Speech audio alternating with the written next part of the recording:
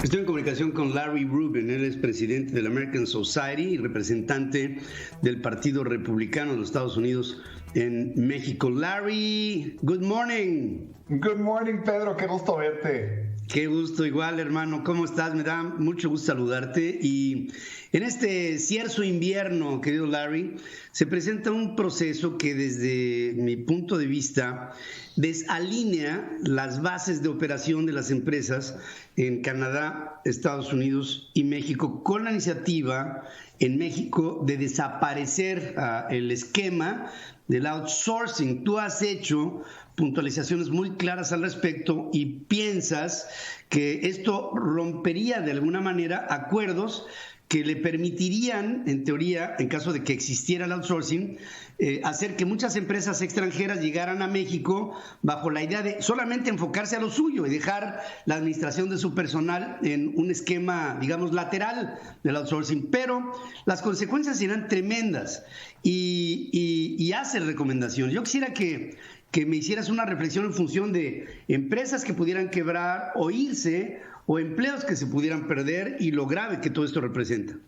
Definitivamente, Pedro. Y quiero también puntualizar que el modelo de subcontratación se da en todas partes del mundo, digamos los países desarrollados, ¿no? En este hemisferio sin duda lo hacen todos los países excepto Venezuela, ¿no? En Estados Unidos se hace, en Canadá se hace. Entonces es un proceso, una herramienta que tienen las empresas en todo el mundo, pues para poder operar y operar efectivamente. Entonces, al momento que esta propuesta del Ejecutivo llega al legislativo de desaparecer completamente el outsourcing, grave error para las empresas y para el gobierno, y no nada más, sino el más afectado sin duda sería el empleo en México. Entonces las consecuencias son muy fuertes, Pedro, o sea, quitarle herramientas que hoy tienen las empresas extranjeras, que por cierto generalmente pagan 5 veces más y dan más beneficios que las empresas locales, pues es un grave error y definitivamente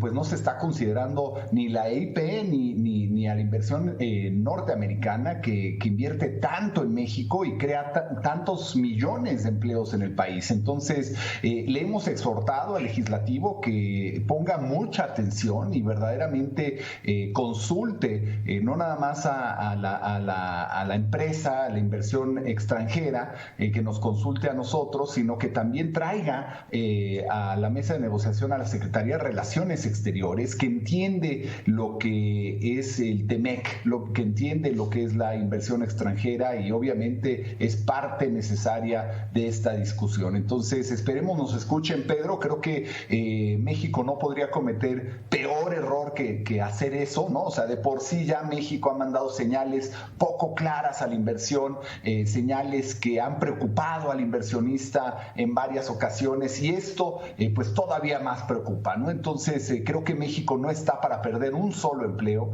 y con este tipo de iniciativas pues enturbece la verdad la relación empresa extranjera con el gobierno.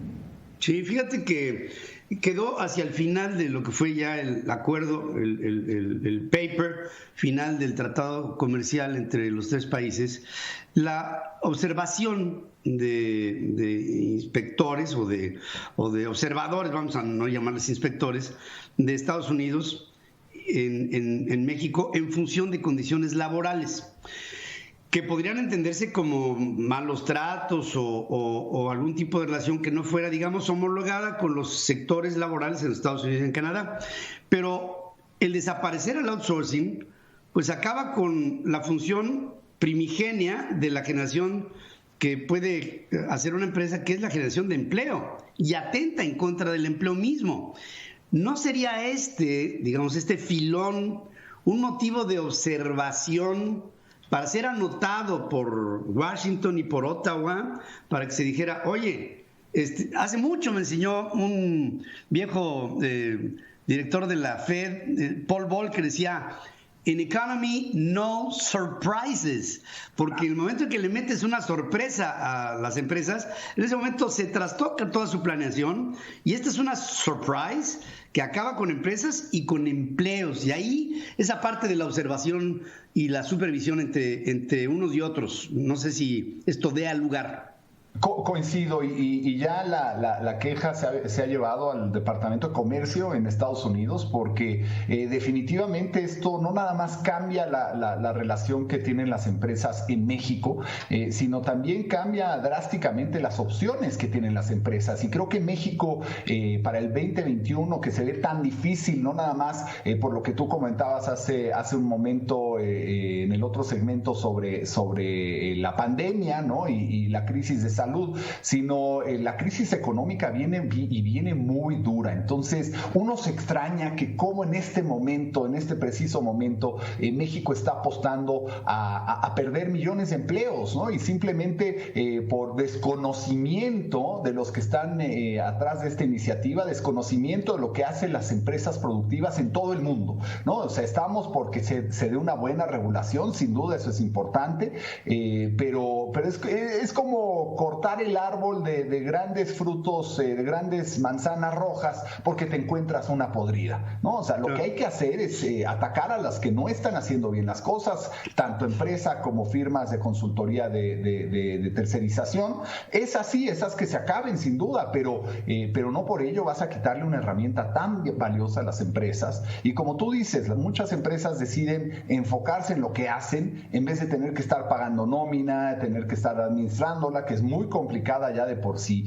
Entonces, definitivamente el peor error sería quitar subcontratación en México. Larry, tú eres un hombre bien informado, y luego de la posposición de la discusión sobre el sí o no al outsourcing para el año que viene, me pregunto, ¿tienes algún indicio que pudiera apuntar a que repensaron el planteamiento y que en lugar de, como dices tú, talar el árbol, lo que tendrían que hacer sería quitar las manzanas podridas? Y mira, si alguien tiene culpa en un mal ejercicio del outsourcing, bueno, son las empresas de outsourcing malas, pero también es un gobierno que no está observando constantemente el ejercicio del Estado de Derecho. Es decir, si yo soy policía y me hago de la vista gorda ante un crimen que tengo enfrente de mí, pues la culpa es de el que mata a la vaca y el que le agarra la pata. En este caso creo que el gobierno mexicano podría estar a lo mejor recapacitando. No sé si tú tengas información al respecto. Sin duda, Pedro. Somos de la idea que se tiene que fortalecer el mecanismo de inspección tanto de la Secretaría de Trabajo y Previsión Social, se tiene que fortalecer también para el IMSS, para Infonavit, ¿no? O sea, todos estos organismos y la Secretaría tienen que fortalecer sus mecanismos de inspección, ¿no? Y asegurarse que todos estén cumpliendo la ley, que se esté haciendo como debe de hacerse, ¿no? Este mecanismo que tú hablas del TEMEC es parte de ello para poder ayudar y apoyar al gobierno mexicano a que todos cumplan las reglas adecuadamente. Y definitivamente, pues para las empresas americanas, la gran preocupación de no tener subcontratación no nada más crea esa incertidumbre, pero la realidad es que las empresas americanas, Pedro, tienen opciones, ¿no? O sea, México no es la única opción, y si México le acaba poniendo muchos topes a la inversión, pues el inversionista va a decir, ¿sabes qué? Vámonos a otro país donde operar es más fácil, en donde hay más certidumbre, y dices, bueno, el TEMEC es un gran instrumento, claro. Entonces, pues el inversionista dice, ¿por qué en vez de México no nos vamos mejor a Canadá? Ahí nos dan certidumbre, ahí no nos cambian las reglas, ahí hay subcontratación, ahí hay todos estos elementos que una empresa necesita para producir, a lo mejor un poco más caro, sin duda, pero si te dan certidumbre, pues el precio lo vale. Pues estaremos en comunicación. Pienso que tú, Larry, eres un elemento muy importante en esta comunidad de inversionistas, de empresas, de actividad económica, diplomática, comercial en todos los órdenes entre Estados Unidos y México. Lo has sido. Eres un tendedor de puentes de comunicación. Así te veo y así te he visto. Y espero que en adelante podamos hablar de una opción que se reconsidera y que se evitará con esto un enorme descalabro en la relación bilateral y para el caso trilateral, porque también Canadá pues nada más está observando lo que aquí en esta perspectiva, en este paralelo pudiera suceder. Merry Christmas, my dear friend, y para ti, para toda la comunidad americana, querida comunidad de los Estados Unidos en suelo mexicano. Te mando un abrazo, querido amigo. Igualmente, Pedro, muchas gracias y maravilloso estar en tu programa y con Central FM. Te lo agradezco mucho. Igual para mí el tenerte aquí, te recibo siempre en tu casa. Gracias, muchas hermano. Gracias, bonito día. Gracias, Larry, iba a decir Larry King. Larry Rubin, el representante de la American Society y al mismo tiempo representante del Partido Republicano de los Estados Unidos en suelo mexicano. Es un auténtico embajador.